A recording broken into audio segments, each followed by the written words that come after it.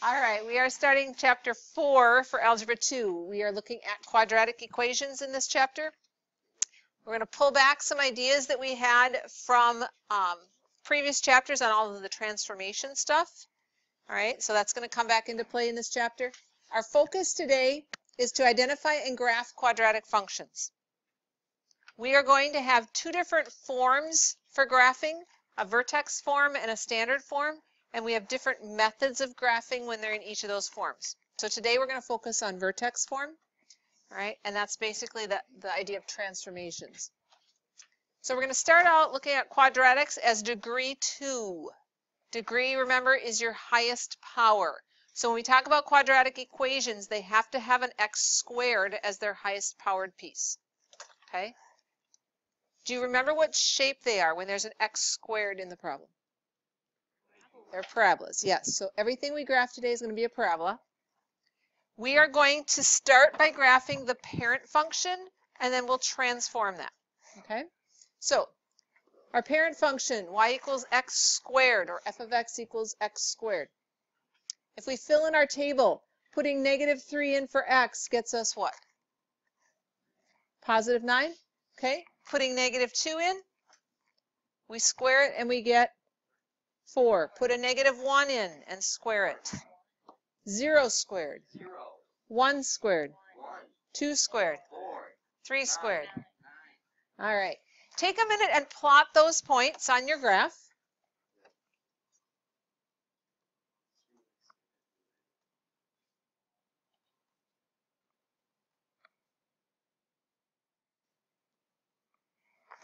Does it look like a parabola?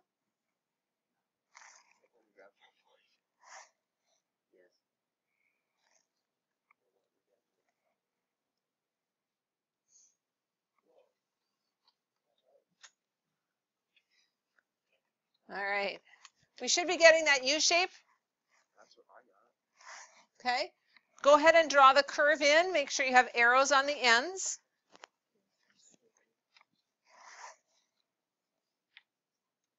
This is a typical parabola. We call it the parent function. What is your axis of symmetry? X equals 0, the y-axis, right, in this case? But equation for it would be x equals 0, and our vertex is 0, 0, the origin, yep.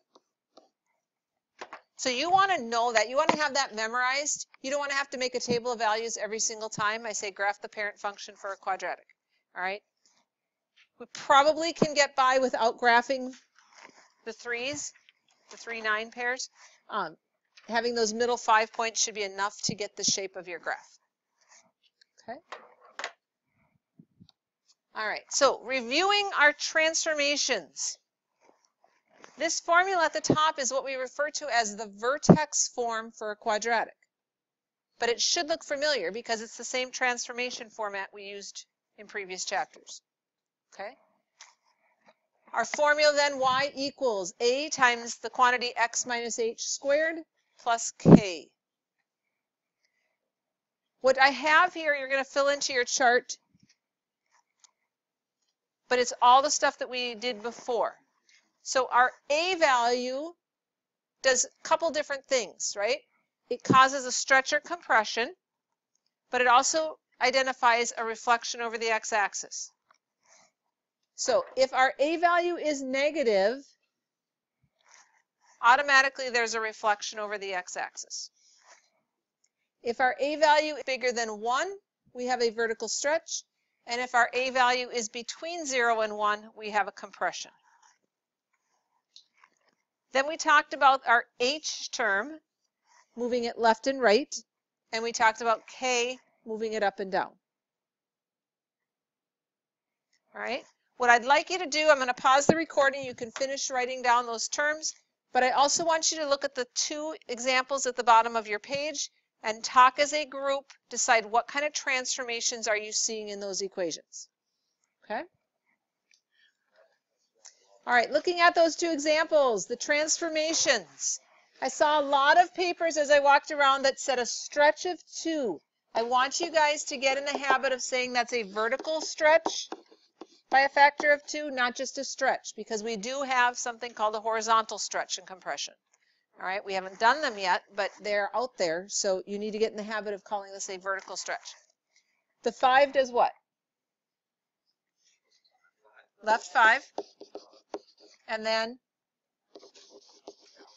down 3, okay? On the second example, what's the very first thing you see? Yes.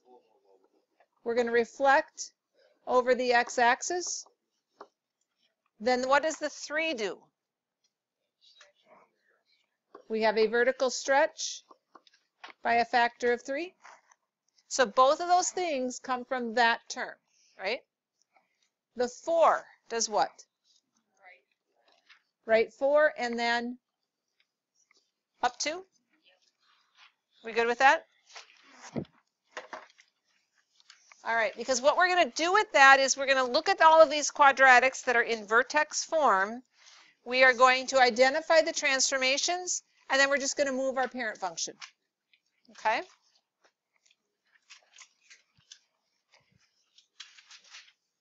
So our first example here, what does the very first 2 do? All right, so we have another vertical stretch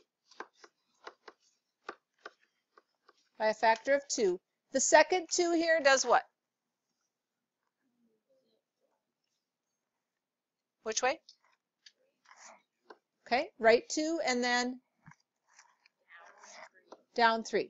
All right, we've identified our transformations. We are going to plot our parent function points. All right, I've given you the table here. This is the table I said you're going to want to kind of have these points memorized, so you can just plop them on there really fast. All right, we've got 0, 0, 1, 1, 2, 4, and then the reflections.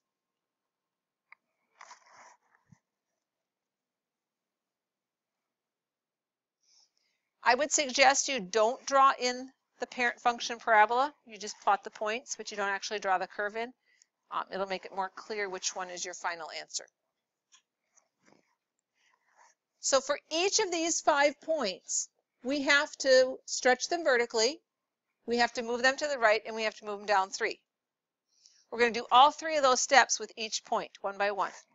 And because of the symmetry of our parabolas, if we got the 3 points on the right-hand side here, the vertex and these 2, if we figured out where those move to, could we use symmetry to get the other side without having to move those other 2 points?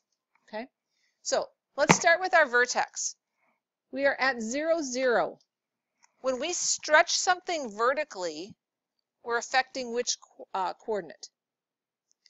If we want to stretch it vertically, which coordinate is your vertical coordinate?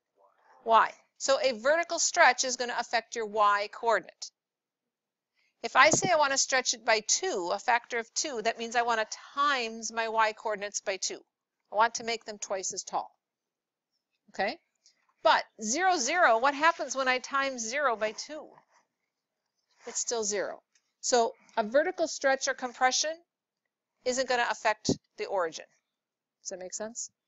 So the only thing that's really affecting this vertex point is my left and right and my up and down move. So from here, from 0, 0, I'm going to go right 2 and down 3. Okay? I'm going to use an X. That is my new vertex. What are the coordinates of that vertex? All right, so we've got our first answer blank below filled in. Vertex is at 2, negative 3.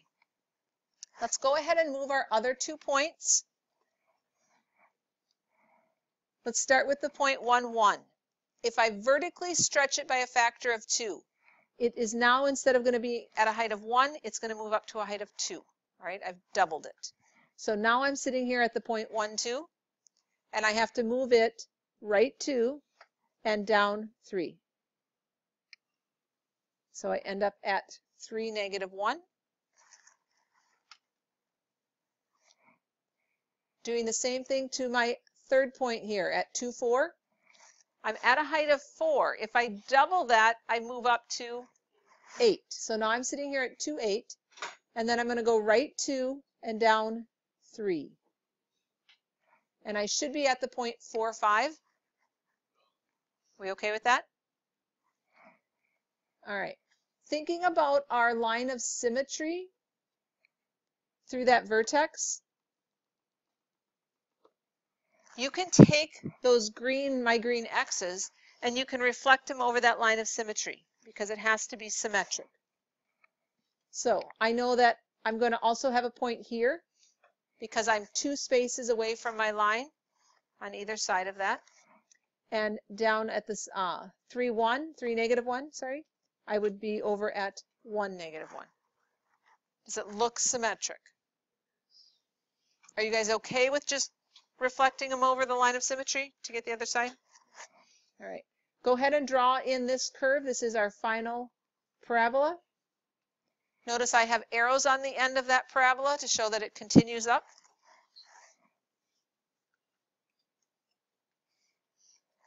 And based on our picture, we have a few questions to answer.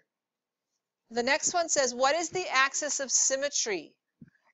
What would be the equation for that purplish dotted line? X equals 2. Okay. Looking at my parabola, since it opens up, that vertex is its lowest point. Would you agree? The lowest y value that I get to is what? So that is my minimum. Okay? When my graph opens up like this, the vertex is going to be a minimum. If my graph is flipped over, a reflection over the x-axis, so now it's opening down, all right, then I have a maximum point. Domain, we've talked about this before. What kind of x values can I use? All real numbers, yes. This is one that everybody should get correct on their test because it's always going to be all real numbers. Anytime you graph a quadratic, you can use any number for x. Okay? How about the range, though? We do have a cutoff.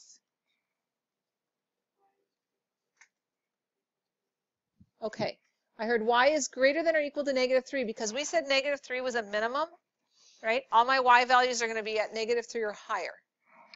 So for my range, I'm going to state y has to be greater than or equal to negative 3. I want to have you look at all the numbers that we put down in green. They all came from my red vertex at the top. If I know the vertex is at 2, negative 3, I can answer all of those questions because my axis of symmetry comes from my x coordinate of my vertex. My min and max comes from my y coordinate of the vertex, which also affects my range, right? So if you know where your vertex is, you should be able to answer all those questions. Okay? All right, let's try another one. Talk at your tables before we do this next one. How do we know if our graph is going to open up or down? What tells us that?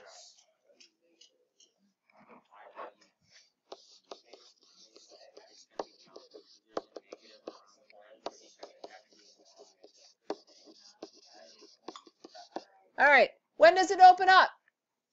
And by opening up, I'm talking about this kind of parabola, right? When A is positive. Okay, if A is positive, we have not done any kind of reflections. Our graph is going to look like a U. It's going to open down, meaning like this, when A is, okay. So which way is this one going to open? Our next example here, because of this negative, right, it's going to open down. All right, let's talk about our transformations. There's a space for them down here. What's the first thing we see? Good. Reflection over the x-axis. We have an x-axis reflection. What's the next thing that we see? Do we agree with that? I heard left 3. Are we okay with that? And then the last piece? Okay. Let's go ahead and plot our parent function points. Again, we have a point at 0, 0, 1, 1, 2, 4, and then reflect them over.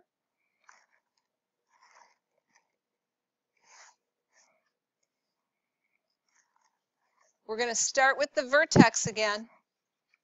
What happens if I try to reflect the vertex over the x-axis? Does it go anywhere? No. All right, so I've reflected it. It's still at 0, 0. Then I need to go left 3 and up 2, and I'm going to land there. I would make your vertex a larger dot or use an X or something, but make sure you know that that is your vertex. So let's go ahead. What are the coordinates of that point? Okay. I'm going to list that as my vertex, -3, 2. Let's go ahead and transform our points. So the point 1, 1. What happens when I reflect it over the x-axis?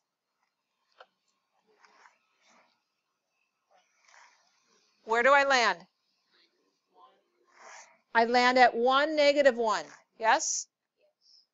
I haven't changed my x-coordinate. I'm just flipping my y-coordinate over that x-axis. So I'm at 1, -1, and then I have to go left 3 and up 2. And I land there. The point 2, 4. When I reflect it over the x-axis, I'm now at 2, -4. And then I have to go left 3 and up 2. Okay. I'm going to go ahead and draw in my axis of symmetry through that vertex. And then I'm going to use the idea of symmetry to reflect my points across that line. Okay. So notice that the 2 points closest to the vertex here, they're both 1 space from my line of symmetry. My farther 2 points are 2 spaces from my line of symmetry. Okay, they have to look the same on each side. Go ahead and draw it in.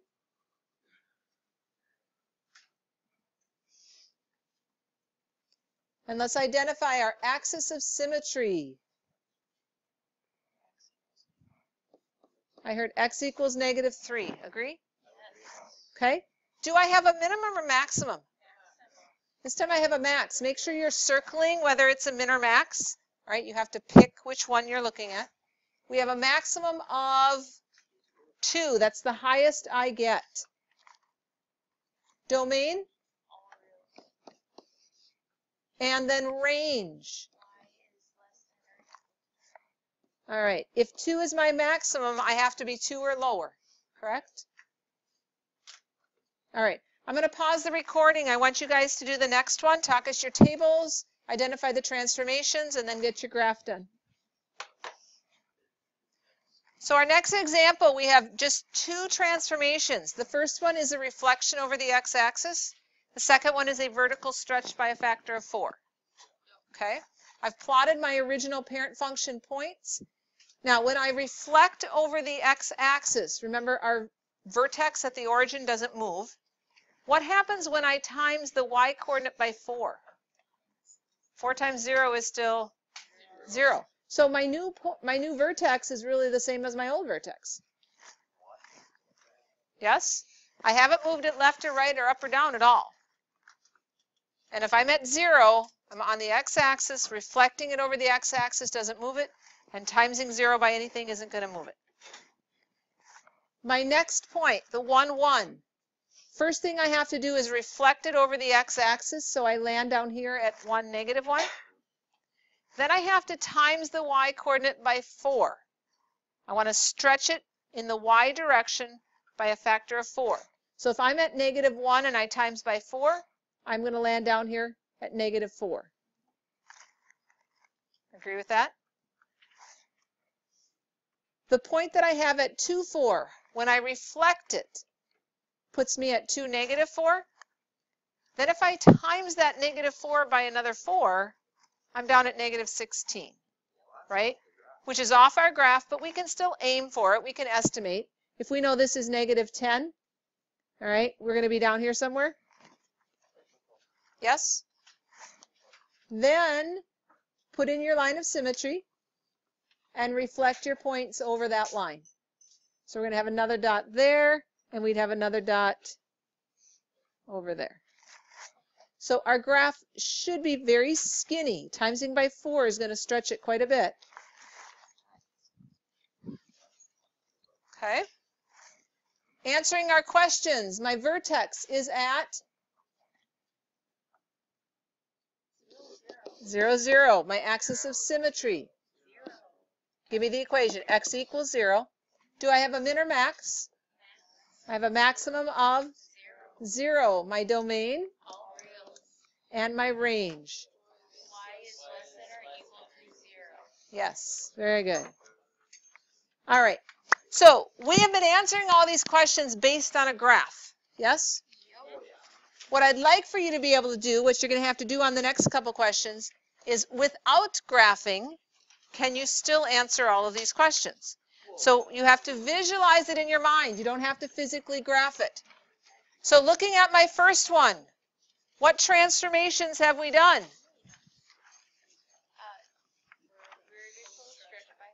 So I've stretched it. I've made it get skinnier. Yes? All of you put your hands up, make a parabola. Okay, now make it get skinnier. Then what did we do? We moved left 1 and down 3. All right, so we said vertical stretch of 4, left 1, down 3. So picture, where does that new vertex land? We were at the origin, and if we go left 1 and down 3, we are at -1, -3. Can you visualize that? Does my parabola still open up? Yes, it's going to be skinny, right? Because I did a vertical stretch of 4. But it's still going to open up. My axis of symmetry has to go through that vertex. So the x-coordinate has to be -1, right? Comes right from here. Knowing that my parabola opens up, do I have a min or max? This time I have a minimum. And what is the lowest it's going to get?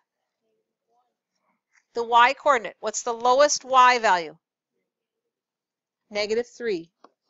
Okay? Comes again right from that vertex point. Domain, we said, is always going to be all reals. And range, we said -3 is a minimum. Yes. Y has to be greater than or equal to -3. And we can get all of that information without actually physically graphing it. Okay? Our next one, what do we do to it? Okay, so we've got a reflection over x. We're going to do a vertical stretch by 2. We're going to move it right 3 and up 7. Okay, we said reflecting and stretching doesn't change the origin, right? So my vertex is going to move right 3 and up 7. I'm going to be at the point 3, 7. My axis of symmetry will be x equals 3. Again, right from that. Do I have a min or max on this one? Max, because I did a reflection over the x-axis, right? So I'm opening down. So my vertex up here is going to be a maximum. And what's the highest y-coordinate we get? 7. Domain, we've got range. Y is tied to that maximum, right? Is it less than or greater than that? If it's a maximum, my y's have to be less than or equal to that 7. All right, I'm going to pause the recording at your tables. I want you to do the next 2. All right, looks like you've finished those 2, so let's go ahead and check. On the first one that I asked you to do, we did reflect it, so it is opening down, and our vertex should land at the point -1, 4. Axis of symmetry is going to be x equals -1, We do have a maximum at our vertex of 4.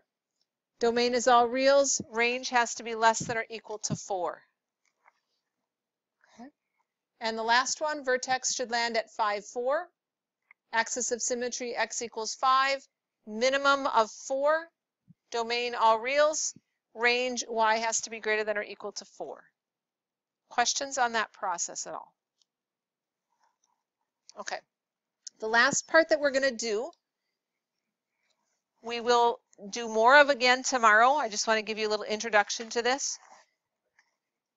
We have a picture here of a dolphin jumping, and they're showing us the path, the height of his jump over time. Okay? It says the dolphin has a height of 7 feet after 3 seconds. So we're talking about this point right here, 3, 7, which means my x-axis is dealing with time and my y-axis is dealing with height.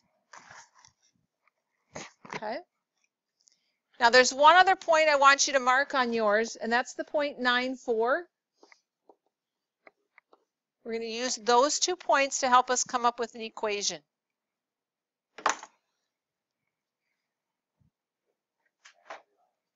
The directions say to write a quadratic function in vertex form. Remember, this is our vertex form, that basic transformation form that we're used to. So we already know the vertex. We know our vertex moved to the point 3, 7. So when I look at my basic equation, I already know what h and k should be. Because I want this to move right 3, I'm going to need to have x minus 3 there. And I want it to move up 7, I'm going to need to have a positive 7 on the outside. Are we okay with that so far? Okay. Now, they have given us one other point, that point 9, 4.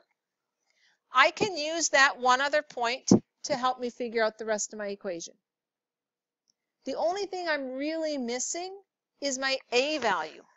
I don't know what this is supposed to be yet. I do know that it should be negative. How do I know that? Right, my parabola is opening down. So I know that my a value should come out as a negative number. If it doesn't, that's a big clue I did something wrong. Okay? So what I'm going to do is I'm going to use the point 9, 4, and I'm going to replace my x value with the 9 and my y value with the 4. Okay? And now the only thing that I don't know is a. I should be able to solve and figure out what a would have to be. So simplifying this, 9 minus 3 and 6 squared is, so this whole first piece becomes 36a plus the 7, and it's supposed to equal a 4. Okay, what do I do next to solve for a? Subtracting the 7 leaves me a negative 3 on the left side. Then I have to do what? I have to divide by what? What am I dividing by? I have to divide by 36.